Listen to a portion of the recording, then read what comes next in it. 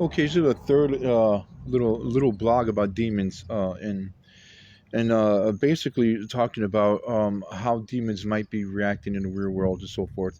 Okay, so basically at this one I want to talk about is how these things they kind of want to get married. It's a strange thing to say if you understand what marriage really is. So it's not really married what these things want. What it is they sometimes become fascinated by people. So to demons, to whatever demons exist, um, they can see people or experience people and sometimes be repulsed by people, might not like people, but once in a while they'll see them with people with great beauty and great desire, and they want to be a part of that person's life. And this is why I say they want to get married sometimes. It doesn't matter what the person's age is or people, whatever. It's just them seeing us. Okay, let me tell you a quick story here. Okay, so a 7-year-old boy is playing in his yard. He plays in his yard a lot. He goes in the backyard, plays all the time. And one day he sees a fuzzy haze above a pile of grass. And you would think, well, it's just maybe fog or something, or dew or whatever up over the patch of grass. But he sees it every other day. And then he becomes kind of enthralled by this. And what happens is that he starts to realize this is something more. And maybe it is more. Maybe it's nothing. Maybe it is. And in this case, let's say it was more.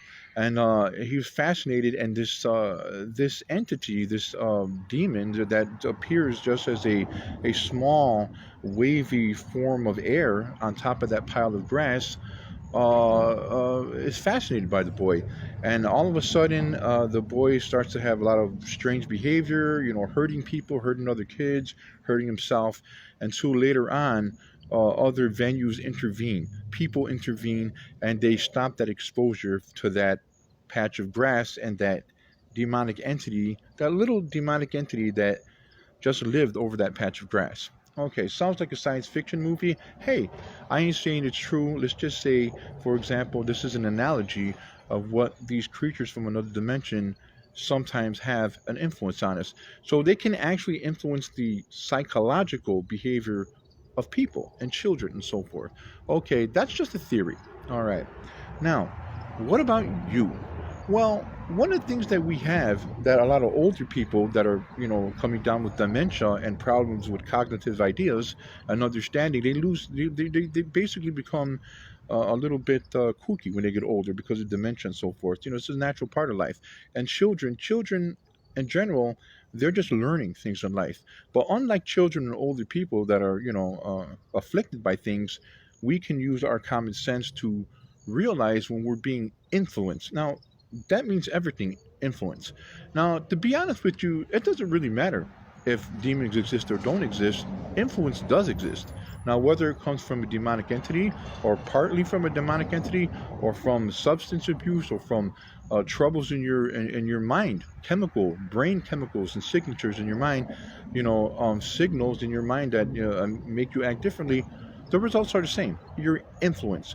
But what we have is the ability to understand when something is going wrong. Okay? Sometimes we don't realize that things are going wrong until a member of our family or our community points it out. And when you do, then you should take care of it. In other words, make sure that you're not being influenced in a negative manner. And this is one of the greatest ways that we can protect ourselves from being infected and being predated on, being hurt by these predators, these interdimensional predators, these demons, that affect people every day, all the time. What I'm saying.